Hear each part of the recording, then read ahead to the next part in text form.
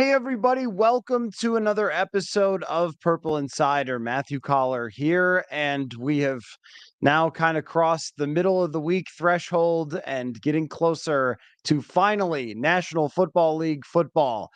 Thursday night, by the way, while the game is going on, Manny Hill and I will be on this very Purple Insider channel doing another episode of Hot Routes where we'll be previewing the week coming up, and very excited about that for every Thursday night. But on Wednesday nights during the season, for the most part, we'll see how it goes next week with the trip to Philadelphia. But I think I'll be in a hotel in Philadelphia, so we should be able to do it just fine. It'll be these chats where it is Vikings fans and me just talking together. So jump in the comments with your questions, Vikings, Bucks, what's going on around the NFL, whatever you've got, I'm happy to answer it. But I think the obvious place to start with this evening's broadcast is simple. Nick Bosa, oh my gosh, has so much money now. He has so much money that he can afford 1,000 square foot apartment in San Francisco. Am I right? Okay. Well, Nick Bosa just got one of the biggest contracts in NFL history. And the remarkable thing to me about Nick Bosa's contract is really the guaranteed money. So when you look at how much guaranteed money he got, now this is the total guarantees. And I feel like the last couple of weeks have really been an education on the structure of contracts and what contracts really mean versus what they are reported to have meant. So he gets 122 million guaranteed, but that might not mean fully guaranteed. It might mean guaranteed for injury, and I'm very interested to see how much is fully guaranteed. And the difference is that fully guaranteed means no matter what happens from here on out, you get this much money. No matter what, you're getting it.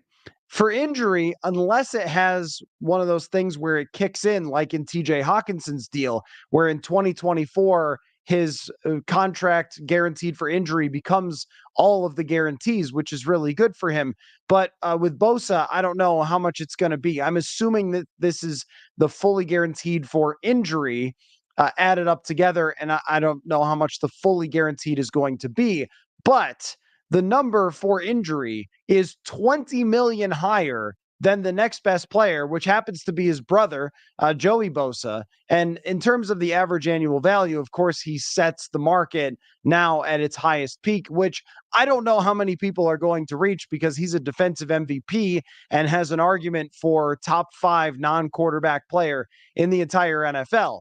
And so he gets this humongous contract. It's in the 170 million total money range. Probably will never quite reach that, but the fully guaranteed is kind of wild because I compared this to wide receivers and the biggest wide receiver contracts. Naturally, when Nick Bosa signs and you're talking about a non-quarterback position, it is going to apply also to Justin Jefferson's side, who's going to say, now, wait a minute. I think I am as valuable as a pass rusher, and Jefferson probably has a good point, maybe even more valuable than the league's best pass rusher. But the most that a wide receiver has ever gotten in total guarantees is not even close to what Nick Bosa just got. 75 million to Cooper Kupp, 72 to Tyreek Hill, 70 to Stephon Diggs for total guarantees. And the most fully guaranteed ever is AJ Brown at 56 million. And so when we were talking the other day with Brad Spielberger of Pro Football Focus, he's the cap analyst expert. We were talking about going 80 million fully guaranteed, or not fully guaranteed, but 80 million guaranteed total. And somewhere in that ballpark for fully guaranteed, a lot of that percentage to set the market to be the highest paid wide receiver. And now you have to look at Justin Jefferson after this and wonder, okay, is he actually going to shoot for more like 100 million guaranteed because of what Nick Bosa was just able to pull in? And I know that they're not the same position, but when you reset the market in terms of guaranteed money by 20 million over the next best guy, then as Justin Jefferson, that kind of becomes your target to beat that $75 million number by quite a bit. And as far as average per year, these two positions are quite comparable, actually, because the highest paid player before today was making 28 million as an edge rusher. the highest paid in average annual value for the wide receiver position was 30 in Tyreek Hill and then 28 in Devontae Adams. So the way that the league has valued these positions has been fairly close. But wow, did Nick Bosa just make so much money? So it's now possible that whatever the price was for Justin Jefferson that he is debating for going into the start of the season, which is the pseudo deadline for him to get a deal, it is possible that he looked at what just happened for Nick Bosa and said, it's got to be comparable to that, or it doesn't make any sense because wide receivers and edge rushers are fairly similar. So I think that we're not just looking at slightly beating the market. I think Jefferson is looking to demolish the market. And hey, Nick Bosa, he held out the entire training camp, threatened not to play, and then just got one of the best contracts of all time. So it's something we're seeing around the league, players using their leverage. And I think if you're from the Vikings perspective, you don't want to get there. What you want is to get this done now. Even if you overpay now, it's better than having this happen next year where you're going through this whole ordeal and then running it all the way to the very last minute. Justin Jefferson is well aware that the Vikings can franchise tag him in the future and that life can be very difficult if you try to fight your way out of a place when you're on your rookie contract / franchise tag. It's not easy. And that's why a lot of times, like with TJ Hawkinson, it's probably better to just take the extension. The team gets flexibility with their cap and the player gets a lot of money and doesn't have to go through that entire battle. But if the Vikings can get Justin Jefferson signed by week 1 and not have to have any concerns about this next year and get additional cap flexibility by doing it earlier rather than later, that would be advantageous for them. But they might have to do something contract-wise that has never even come close to have been done by a wide receiver before. And if I was on Jefferson's side, I think this was asked once before, and I kind of like shrugged my shoulders a little bit at it. Like, hey, do you think Jefferson's waiting for Bosa? And I was like, I don't know. I don't know how much they impact each other. Well, I changed my mind. I now think that they impact each other. I didn't know that Bosa was going to sign a deal like this. I thought he was probably going to, be a little bit higher than Joey Bosa, but no, this is way, way higher. And I'm sure on Justin Jefferson's side, they popped a little champagne tonight, knowing that this is now what teams are going to have to pay if you have a top 5 player in the league and they want to sign an extension. So a very interesting day for Nick Bosa getting this deal. And we'll see if the Vikings are able to get it done by Sunday. The only buzz that's come out really at all is just from Diana Rossini of The Athletic, who included Jefferson as a group of a couple players that she thought is likely to get a contract extension before week 1, but that's all we really have at the moment. And I don't know how this potentially could change the dynamic. There was some reporting earlier this offseason of a similar type of thing, and we'll get to this, with Kirk Cousins, where the Vikings thought they might be able to extend Cousins at a reasonable number. And then when Daniel Jones got $40 million a year, it was like, okay, well, Kirk deserves more than Daniel Jones. So can you go to that number? And obviously they did not, because he's going into the season with no contract. Dustin says JJ's getting $35 million a year. Yeah, I think that's probably right. And he's got to push now for $100 million guaranteed, even though that's way more than anybody else has ever gotten at the wide receiver position. That's probably what he's pushing for once you see what Nick Bosa got here. Although the percentages between fully guaranteed and guaranteed for injury can be really far apart sometimes. So AJ Brown, his number is the same. It's 56 and 56. But Cooper Kupp, for example, 75 total guarantee, but only 35 fully guaranteed. So that number could be a little bit inflated by Nick Bosa's side in order to try to make this contract look even better than it actually is. But I do think if you're Jefferson, that you're looking for at least this kind of thing. Todd says, does JJ sign a longer term or short term deal? So it was in my brain for a lot of the offseason that Jefferson signing a 3-year deal would make the most sense for his side. and a 5-year deal would make the most sense for the Vikings side. But if the 5-year deal is going to come along with $100 million guaranteed, well, then the 5-year deal it may have to be, right? If you're Jefferson, because that money is just so insane that it's also maybe set up to be able to cover as the prices go up around the league, as the salary cap goes up, as the income goes up from the Amazon deals and things like that. But it would be hard probably to turn down something as high as what Nick Bosa got. And that was probably a part of the equation for Bosa as well, is if you want me to sign for 5 years, it has to be through the roof, blow away the next biggest contract, because it does make a lot of sense for guys to sign deals that go through when they could be franchise tagged, and then to try to put in the deal that you can't franchise tag them after that. It just makes a lot of sense from the player's perspective. I think that 4 years is somewhere in the middle for this kind of deal, where it could be like Hawkinson, for example, gets an extension for 4 years. It's more like 3 years. And that's what the Vikings want. I mean, they want to sign usually guys for 5 years, but it's more like 3, and it allows them to spread out the salary cap hits. So once the cap hit goes way up, that's when they can decide to restructure, move on from the player. They get the options there. But if you're the player, you don't necessarily want to be locked in totally. You don't really want to be locked in entirely to that long, right? Because you want to have flexibility down the road if you don't like where things are at in 3 years, or after 3 years, you've put up more historic numbers and then you can blow away the market for a second time. When guys sign 5-year deals, most of the time, by the time they get to the end of that 5-year deal, they are, down the list of where players rank in terms of being the highest paid. And so that's got to be a consideration as well. But I mean, I'm going off of kind of the logical position from each side, but I think that if it's anything, you're going to fight for Jefferson. The guaranteed money is number one, and then are you putting in there that they can't trade you? Are you putting in there that they can't franchise tag you?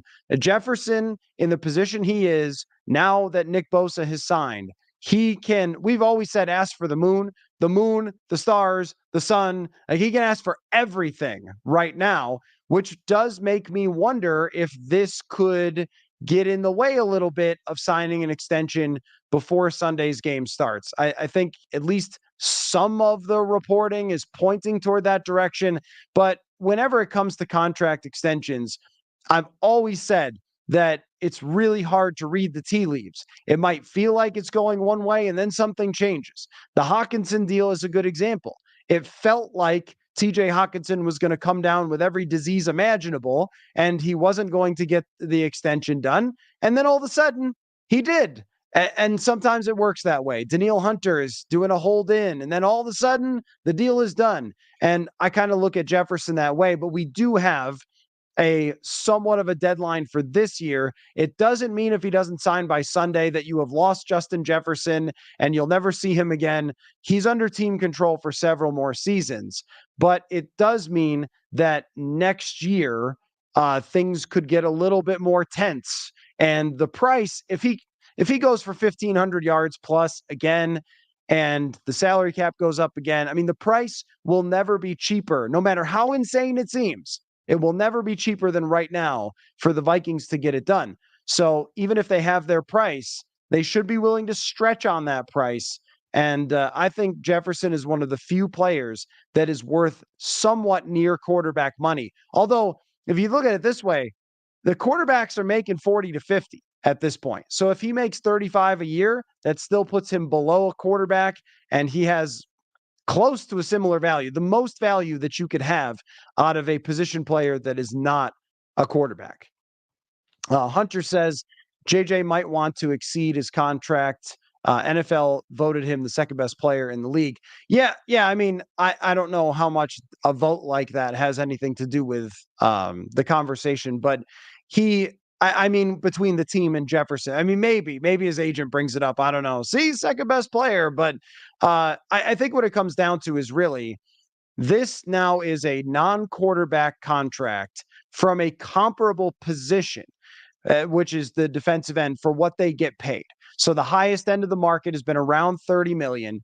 And when someone that's in a comparable position gets this much money, 5 years, 170 something, I mean, you've got to bring that up as part of the discussion if you're on Justin Jefferson's side. But I imagine that they were already talking about something like this. To me, the guaranteed money is where it gets really interesting, because do you want to sign up for 100 mil guaranteed, which blows out of the water the next best receiver? But if you try to play it close to the next best receiver, Jefferson could say, that's okay. I'll wait. I'll hang around, you know. M. Sullivan says has to be a 4-year deal, if not 5 now. Yeah, that's the thing is I don't think that you want, if you're the Vikings, to sign a 3-year deal, because then we're going through this in a very short period of time again.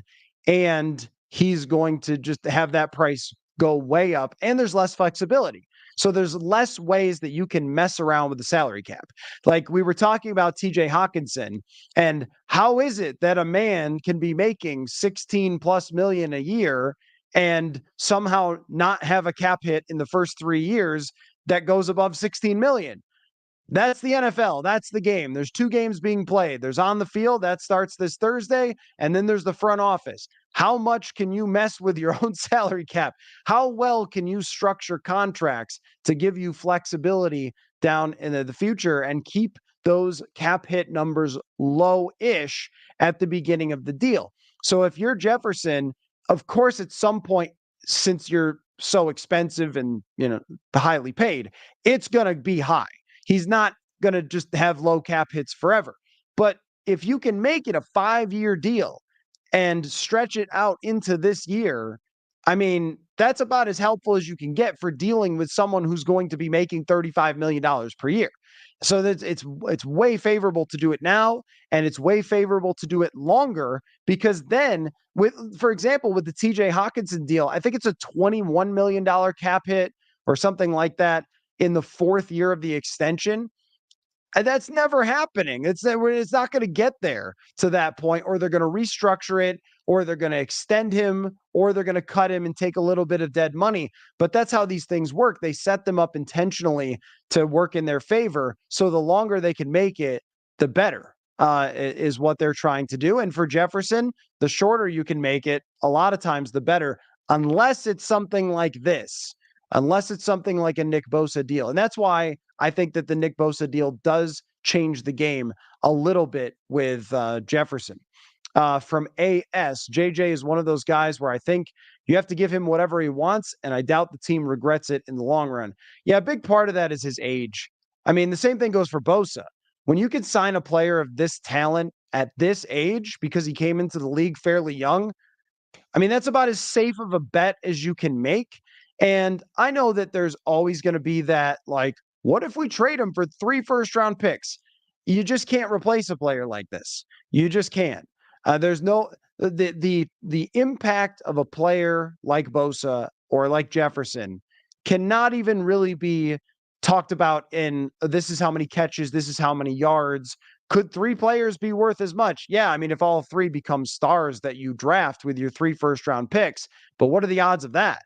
Probably not that high. If only one becomes a good player, then you just gave away the greatest player on earth that's not a quarterback for almost nothing. Like you don't want to do that at any point. And yeah, you get some cap space to spend, but it is the superstar players that are going to drive your success as a team into the future. So I feel like you're fairly safe paying somebody like him who's in his prime. He's not going to fall off anytime soon. And then when you have the rookie quarterback contract, that balances this out. So if your quarterback is making $5 million, it's okay that your receiver is making 35. And again, the cap hits will probably not ever really get there, or they won't get there for a number of years. And just to use an example, I'm going to pull up AJ Brown's contract here and just take a look at what his cap hit is this year. This year, 2023, AJ Brown's cap hit is $8.3 million. And then it's 12 in 2024. This is the guy with the most guaranteed money, fully guaranteed in the league. And it isn't until 2025 until his cap hit shoots way up. So there's a lot you can do with it when the guy signs a long-term deal. Hunter says, what if there ended up being a 5-year deal for JJ with a clause in the contract that said each year he would be paid $1 million more than the highest paid non-quarterback? That would be pretty crazy. I don't know if that's something that like you can do. I mean, maybe you can, maybe you can. But that's the type of stuff you're talking about where if you're in Jefferson's position and you don't have to sign right now, you've got a lot of leverage, I think, with the team, and you can ask for stuff like that, I guess, if you want to. But I mean, of course, if he makes what we think he's going to make, I don't think it's going to be a huge problem for him to be at the very top of the NFL for non-quarterbacks. From Steven, is there a scenario where next year is a better situation for the Vikings to sign JJ, or definitely better to sign him now? That's a great question. In my opinion, it's much better to sign him now because, for one, the price doesn't go down. It's only going up. I mean, Justin Jefferson could have a mediocre year and the price still goes up. And by his standards, what's mediocre? 1,500 yards and 88 catches or something. I mean, because of what he's done so far, it's not going to get cheaper because once the salary cap goes up, there's going to be more discussion from his side of like, well, you guys got more cap space now. And look, this guy and that guy signed deals around the league and they're even higher. So it looks like we need to push the price up. It may not ultimately make that much of a difference, but where it's the difference making factor to me is that you can push some of that money into this year and that they created even a little bit of space for with the way they did Hawkinson, maybe for Jefferson to be able to fit some of his money in. I just think the earlier you do it, the more flexibility that you have. And that's the important part. The more you can spread it out, the longer. Now, if he did a 5-year deal next year, maybe it doesn't make that big of a difference. It's not like it's ever going to be cheap, for one. It's always going to be super expensive. And it's always going to be something you have to work around and you have to structure properly. So it's not the end of the world if he doesn't get it done this year and gets it done next year. I just think it's a little more favorable to get it done this year. Jack says, help me understand the difference between signing bonus and yearly salary. What counts against the cap? Yeah. So let me try to think about that. What counts against the cap is such a hard question to answer. And there are cap experts who understand this better than I do. What makes up the cap number is the base salary and the bonuses make up the cap number. I think that's right. Yes, base salary and bonuses make up the cap number. And so the thing is that how it all works to figuring out the dead cap and all that stuff is based on how much guaranteed money has been used already. So if a player has already been given all of their guaranteed money, then the dead cap, it goes down, right? And if you're owed the guaranteed money, then the dead cap is higher. Does that make sense? Because obviously if it's guaranteed, you can't just cut the player and then not have any implications. But yeah, it's a little complicated, and that's why I try to kind of focus on mostly just what's the cap number going to be, because that's what really matters to us here is what the cap number is going to be and how much you can mess with it with restructures and things like that. So Chris says it's kind of wild that this statement is true. There's 2 Vikings games in the next 8 days. Yeah, that's absolutely true. Yeah, how crazy is that? And the biggest discussion is still a contract, still an off-season kind of discussion.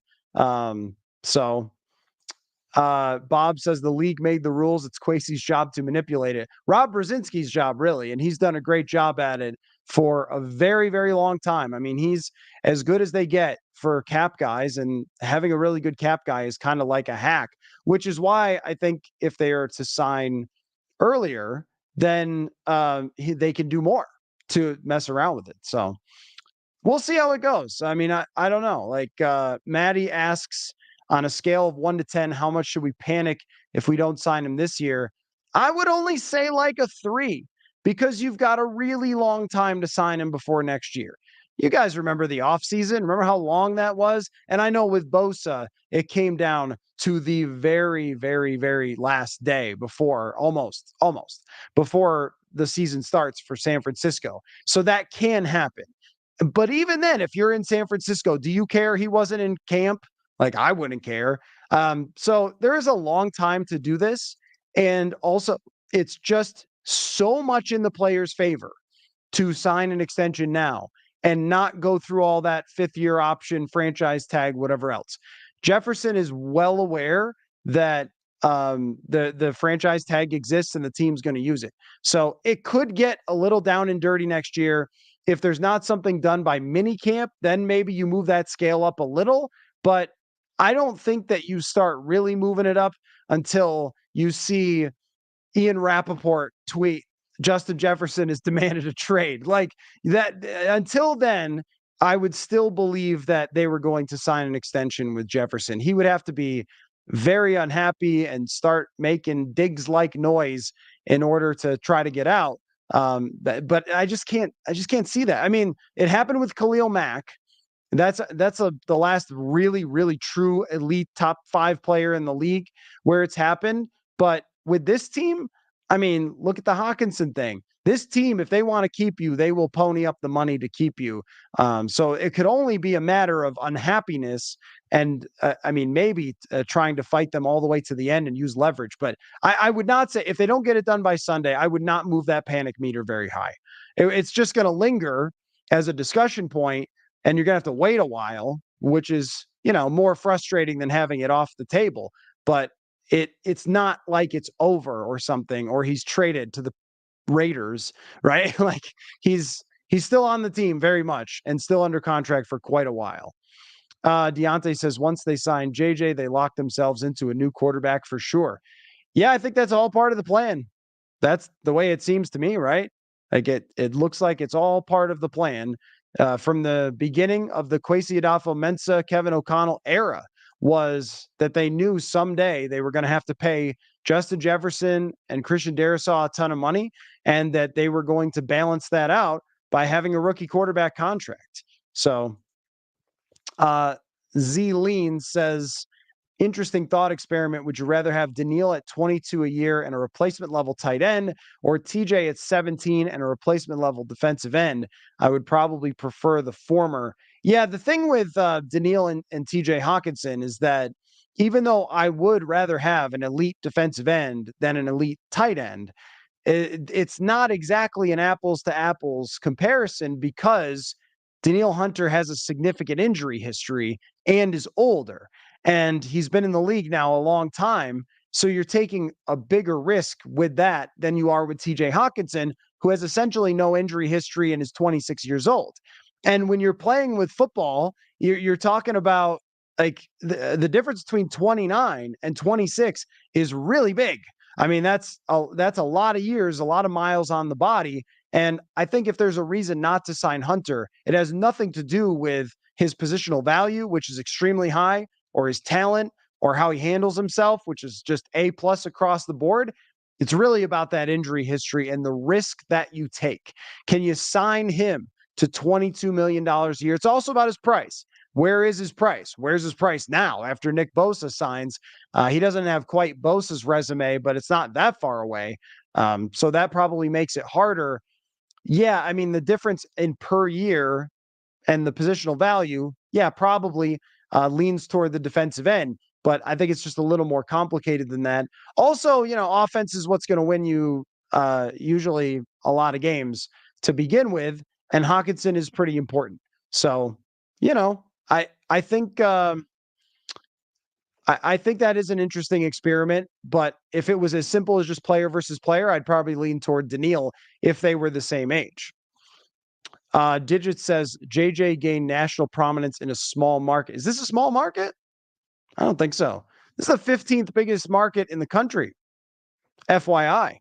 I don't think he needs a large market for all that sponsorship money. Well, of course not. No, I mean, market size in the NFL is irrelevant. It doesn't matter. Like you could play in Jacksonville, you could play in Minnesota, you could play in New York. It's all the same. It's the biggest product in American sports. And Justin Jefferson and myself, obviously, both have awesome pairs of Oakleys. So we're both having no trouble with sponsorships. But yeah, I mean, that's not going to make any difference to Jefferson. I mean, you become a national superstar in the NFL, and where you're playing doesn't make any difference. I mean, New Orleans is actually a way smaller market than Minnesota, and yet you guys know Drew Brees, right? Like that's the thing. So from AS, we're Vikings fans and have been through Moss and Diggs wanting out. So my panic level would be like an 8. Yeah. Okay. I didn't factor that in. I was trying to kind of bring it down a little bit there, but from a high panic meter. But I totally understand 100% that if you've gone through this before with other wide receivers, that you are until he's locked into that contract, that's going to be a concern. But I mean, Stephon Diggs, this won't make you feel better. Stephon Diggs already had his contract issue or his contract signed, and that wasn't the issue. His contract extension was not the problem. Money was not the problem for Stephon Diggs. It really came down to the offensive philosophy, believing that the team had run its course and wasn't going to win going forward.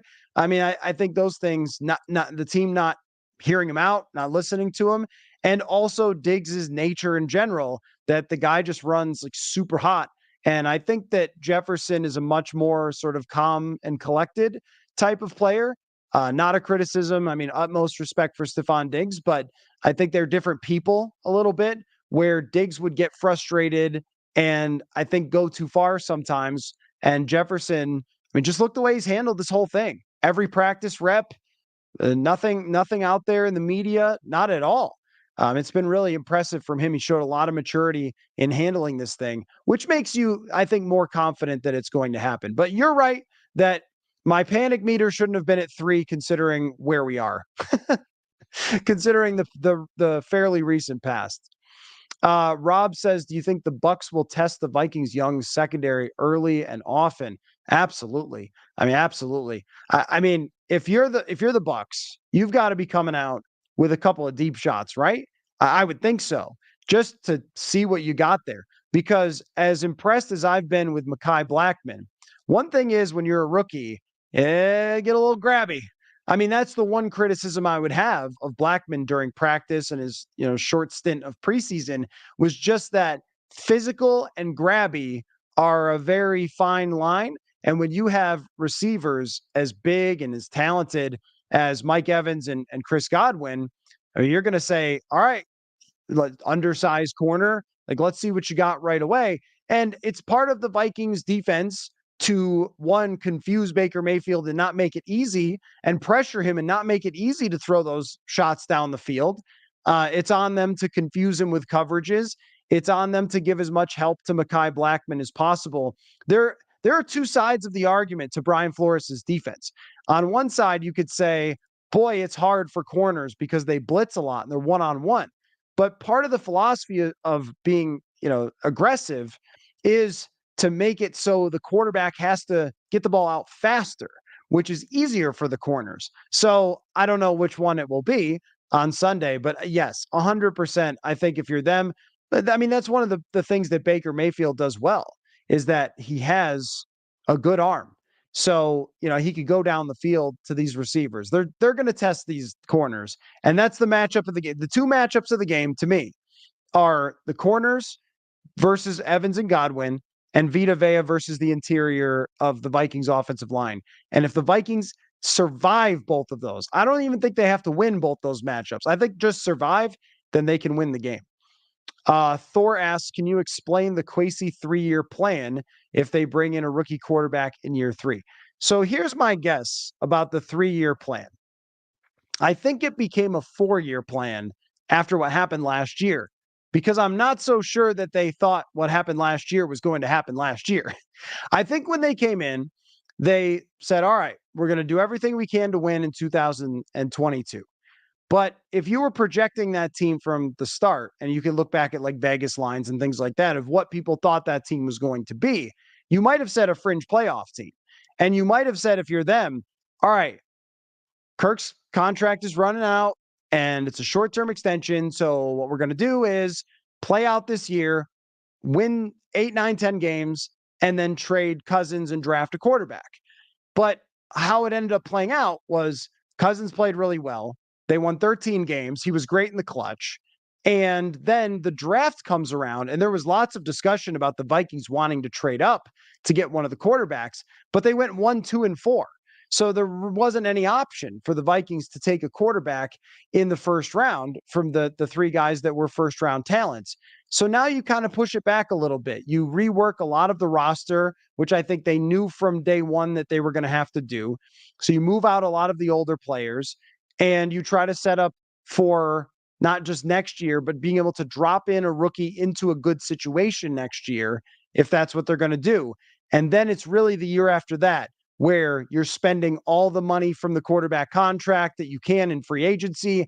And you're hoping that these younger players on defense have developed, that younger players have taken the jobs of the older players that you move out. Maybe that's like Danielle Hunter and things like that. So I think it's a little bit more of not exactly shooting for 2024, but maybe 2025 as Super Bowl window begins.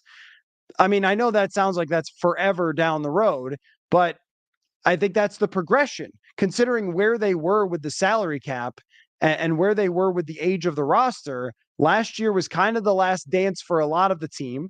And then they refreshed to this year. And what you're looking for is to be in the playoffs again with a lot of these young players and then have a really good roster to drop a rookie quarterback into next year, where normally rookie quarterbacks are dropped into bad teams and they stink right away because of that.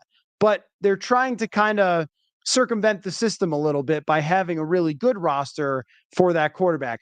Or they could get Murray, or they could get Kirk on an extension because he wins 12 games. Like, I don't know.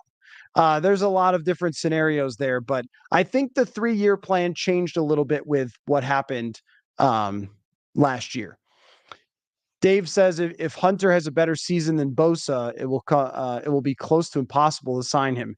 Yeah, I mean, I think if Hunter even has a decent season because of Bosa, it will be almost impossible to sign him, because when the ceiling is set as high as it is set now by Nick Bosa, if you're Danielle Hunter and you run the numbers, you're like, hey, I know this guy got 18, but I got 14. And so that's not that far away. Right. And so, yeah, maybe I'm not worth 30 plus, but maybe I'm worth 27. He could make that case if he has a really good year, and that would be hard to sign him to an extension. I also keep thinking every time we get close to believing Danielle Hunter is going to leave, he doesn't. So there might be something to be worked out there, but next year is really Hunter's big payday. And so, if he has a good year this year, then the way that the price just went up, yeah, I think that will be very hard to sign him. And then next year, you got to be talking about drafting some defensive ends, using the money that's moved out to sign somebody, because the edge rushing situation, not great. Although, Davenport might be a guy that they can continue to bring back if he has a good season. So yeah, there's a lot of questions to be answered along the way here this year. Steve says my panic level for JJ has been high for 2 years already. Yeah, I get you. I get you, man. I get you. But logically looking at it, you have to understand that with the 5th-year option, that's 2024. Two franchise tags, 2025, 2026. Yes, a player can make a lot of noise and try to fight their way out or whatever, but that's a long time to have to try to fight if you're Justin Jefferson, when you could just take like $100 million in your pocket. So ultimately, that's why I think this thing will get done. I just don't know when. 44 Rhino Man. Nice to see you, Rhino Man. I just so you know, I envision you, because your number is 44 and you're Rhino Man, as a rhino with a neck roll and the number 44. Like, that's how I picture you. Let's see. Kirk has to know it's over in Minnesota, right? I'm glad you brought this up. 40 minutes into this discussion, I have the quotes from what Kirk Cousins said today. He's a business guy and has to see the upcoming extension for Darisaw as well. He's playing for next year's contract. Absolutely. So he said today, and now it logged me out of it. Hold on. Let me log back in and pull up what he had to say today for Kirk Cousins, because it was interesting. And it's interesting how open he's been about this entire thing, about just not being that concerned about it. And he really reiterated it today. He said today that I'll just read it to you. He said, quote, I remember when a quarterback was drafted high in New England and Tom Brady was the starter, and Tom made the point there's no entitlement in the NFL. And if there's no entitlement in the NFL, that organization is probably doing it wrong. Or I'm sorry, if there is entitlement, then the organization is doing it wrong. So I think it's healthy when players need to go out every day and nobody's entitled to anything. I think that's a healthy way to run an organization. It's going to bring the best out of all of us. If it isn't that way here, I would be the first one to complain and say, I sense some entitlement. So let's change that. And he also mentioned that the last time that he felt like he had security was when he was the quarterback at Holland High School. And this is something that he's reiterated numerous times. But the answer to your question is absolutely. Absolutely. He recognizes that. He knows the deal, but he's been through this before. And the funny thing is that Kirk Cousins might be one of the only players that I could think of that I've ever covered that would just play the same game. I don't think it's going to change anything about who Kirk is. But I also think that you're right. He's aware that when your team has an opportunity to make you essentially a Viking for life, and they say, nah, I don't know, then it's probably over. So, that's where this season is weird to me because it's very rare that we all know it's over with a quarterback unless the guy's retiring. And yet, I think we all know at this point. And a comment like that pretty much says, "Hey, it's all right. I'll go out and play my game again, and I'll do what I'm going to do." So I respect it. I respect the approach from Kirk Cousins to just say it's fine. I'll go out and earn another contract. And the thing that Kirk also probably knows, if you look at Derek Carr's season last year, very mid, very below mid. It was not good.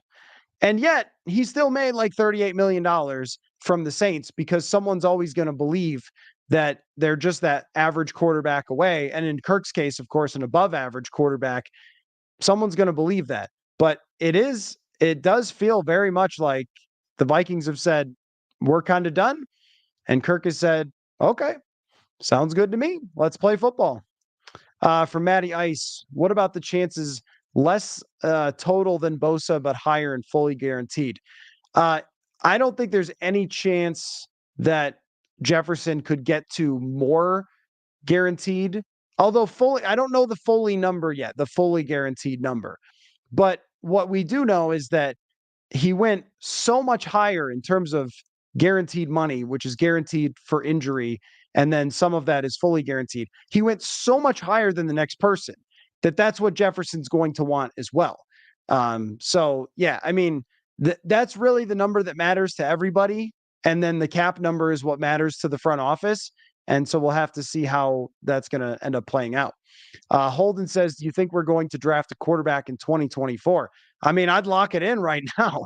I mean, yeah. I mean, if they pay this money to Jefferson similarly to what Bosa just got and anywhere close, there you got to draft quarterback because there really isn't a whole lot of chance that you could afford Cousins, Jefferson, Darisaw, and anything else. So Joshua says, if you could add Warwick Dunn or Mike Allstott to the 2023 Vikings, which would it be? Do you want my head or my heart? Which do you want? Because I think Warwick Dunn is more of an impact player. I mean, Warwick Dunn probably, does he get his credit? Running backs are just never going to get their due ever again. Let me pull up Warwick Dunn here real quick. Because Warwick Dunn was one of my favorite players. I thought that he was just so dynamic and explosive and versatile. Yeah, I mean, at one point, Warwick Dunn's catching like 40 to 60 passes, running for 1,000 yards, averaging 4.6 yards a carry. I mean, he's pretty darn good at football and had that resurged. I mean, even at age 28, he averaged 5.4 yards per carry. He went 1,400 yards at age 30. How about that for Warwick Dunn? It's probably Warwick Dunn, but I'd really like to see Mike Allstott in purple with the neck roll and that huge, like, giant thing he had behind his neck. So it's probably the more impact player is probably Warwick Dunn, but how can you not pick Mike Allstott? Daniel says, crazy to think this far out, but if the Vikings sign JJ and Darisaw, I don't know, maybe two of the three with Murphy, Hunter, and Davenport, and Kirk is gone, how aggressive will they be to trade for a top pick? Some of this depends on just who's available. I mean, do you have to trade for a top pick to get the quarterback that you want? Because in recent history, that hasn't always been the case. I mean, just think about Chicago, for example. What were they drafting 20th or something like that when they traded up to get Justin Fields? I mean, I think that there's going to be a number of good quarterback prospects out there, but it's all going to depend. I mean, that it looked that way in week 1 of the college season. By week 8 of the college season, we could be like, oh, actually, no, cancel. There's not many good quarterbacks. Right now, there could be Trevor Sikkema from PFF on the show the other day said he thought there could be 6. If there's 6, then they shouldn't have to trade up. If there's 3, then they might have to trade up. So Freddie asked, what would you do with $170 million? I have no idea because the answer is probably the same thing I'm doing right now, except for with a bigger TV. Like, I don't know what I I have everything that I want, so I've never really thought about it. But that's an interesting question because like I don't I drive a Honda, so like, but it's fine. I don't go 140 miles an hour. I just drive to the Vikings facility. I would keep working because this is fun. This isn't work. This is fun. So I don't know. You know what I would do? Honestly, this is true. I would just build a journalistic entity that didn't fire people all the time. That's what I would do. I would take that money and I would hire a bunch of my favorite journalists and I would create a platform that everybody could just do their jobs, get paid a decent wage, and we could have a lot of fun talking sports and people wouldn't have to be worried all the time about whether the board thinks that you should cut whatever or this number of subscriptions sold or whatever, that a lot of these companies making sure they pay their CEOs and not their writers and all that. That's what I would do with it because I don't really need stuff. I just want to talk football and have a good time. So there you go. Work done is a great human. I know. Yeah, I mean, if you don't know the work done story, I think I can't retell it off the top of my head, but look it up. I think he builds houses for people. I mean, it's really something. There's a guy who took the money that he made and turned around for good reason. So, LOL, I drive a Honda. I wouldn't give up the Honda for nothing. I like my car. Okay, this is actually true. When I have a taco bar, is it past 9 o'clock? It's usually not until 9 o'clock where we start to get ridiculous with these questions. Yeah, taco bar would be great. Now that is actually true that if I did have that much money, I would have someone just cook all my meals and I would have someone try to replicate everything at Taco Bell, but just came over to my house and did it. So I didn't even have to go through the drive-through. Although they have a great drive-through. Um, back to topic. Rob says so many storylines for the Vikings this year. It's a fascinating year. I have to tell you, just a little story here for the end of the show. That after 2021, when they were doing the search for the new coach, and they were talking about Jim Harbaugh, I was like, I don't know, guys. I just don't know. I mean, this team has kind of worn me down with bad decisions and with weird coaches and bad culture and all those things and missing the playoffs. And Jim Harbaugh is a talented coach, but he's also like Jim Harbaugh. And I wondered, like, is this going to be interesting? Is this going to be just a disaster? Like, what is this thing going to be? And the answer is we still kind of don't know because last year was crazy, but we all know it was like a weird season and everything, but it was fun. And then now I think what I'm just so interested in is what you're saying. Like all these things that have to be resolved. What is Kirk Cousins' final season here like? If it is there a way that it's not? How many of these players are going to prove themselves? How long is Brian Flores going to be here? What's Jordan Addison going to do to this offense? I mean, there's just so many things that have sort of like rejuvenated the energy for following this team. And I think that goes for a lot of the fan base. Not that anybody wanted Adam Thielen out or Eric Hendricks out, but when you have a new team that's really a new team, there's just a lot to look at. There's a lot to be interested in, and then the future makes it so much so much more interesting that at any given time, we're a few days away from a game, but a huge discussion here on the show is, well, what's the future going to be like though? And so I think, there was like two questions about the Tampa Bay Bucks. With, big game, by the way, big game. So anyway, we all got to watch Saturday football now, though, because of what we're talking about, and that's kind of my big goal for the year is to try to watch as many of these quarterbacks so we can just sort of intersperse that into the discussion. So I got to see Sanders last week. Got to see Drake May. I've seen Caleb Williams before. Yeah, he's good. But anybody else? So I'm going to be looking up quarterback lists and watching games and seeing who's on, and all the while the Vikings have pressure to win. And in my mind, someone was asking me the other day how I came on 10 wins, like how I decided 10 wins, other than just filling out the schedule. And the answer for me was, well, that's what they should win, right? Like they should win that with the roster, but also with the decisions they made. We're just talking about how this is going to be it for Kirk Cousins. Well, if you decided not to move on from him, that means you have to win. That means that's what the expectation should be. So that kind of played into my thought of picking 10 games as like that's the bar. If they win fewer than that, then what was this for? I mean, if they win 7, what was this for? So it's like you said, very, very interesting, fascinating year coming up. This will be last question of the night. Last question of the night. Daniel says, do you think Ivan Pace will rotate with the linebackers, or will he only see the field due to special teams? Oh, I think he's going to play. Yeah, I think him and Brian Asamoah, that's the pronunciation now.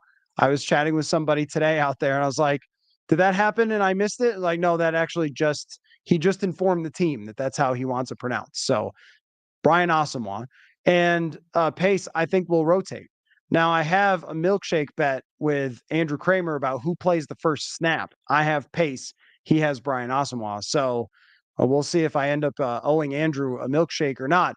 But I think that the MO of Brian Flores is that, like, you have to use a lot of different players to their strengths, or it doesn't really work. Like, that's his thing, is you got a lot of stuff that you're going to do, a lot of different ways of showing, blitzes and fronts and personnel packages, and he's going to use people to their strengths as much as he can. That's the philosophy, which I think means playing a lot of players.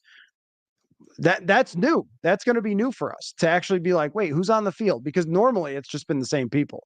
All right, it's almost 9:00.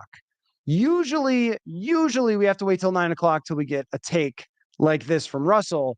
Trade Jefferson now, get 3 first-round picks, and the Super Bowl will come. Probably not. No, that's probably a bad idea. That's a really bad idea, actually. Usually, if the Super Bowl comes to a team, it's when they have players like Justin Jefferson. So I would rather keep him. We almost made it to 9:00 before we got the why don't you trade Jefferson take. The thing is that if you have the rookie quarterback contract and Jefferson, you can afford it. So you don't need to trade him for picks unless he does something crazy. Unless he goes to the top of US Bank Stadium and says he won't come down until he's traded for 3 first-round picks. That's the only way you do it. So anyway, well, another super fun night. Really appreciate all of you guys jumping in, having another good conversation here. I mean, if it happens, if there's an extension that happens, we'll be live on the channel as soon as possible. And look, I just want to throw this out there that when we showed up for the press conference the other day, nobody knew that TJ Hawkinson had signed an extension, and they announced it right there. We got 2 more trips out to Egan tomorrow on Thursday and then Friday. So we'll see. Maybe they'll call us together and we'll have another press conference. All right. Raget's Roundtable with Andrew Kramer and Will Ragetz. Keep an eye out for that on the channel. And if you guys haven't checked out the Hot Routes show that I did with Marcus Whitman, check out the Hot Routes feed. I don't know if I have anything else to promote. So it's a great week. Thanks, everybody, for chatting, and we'll talk to y'all soon.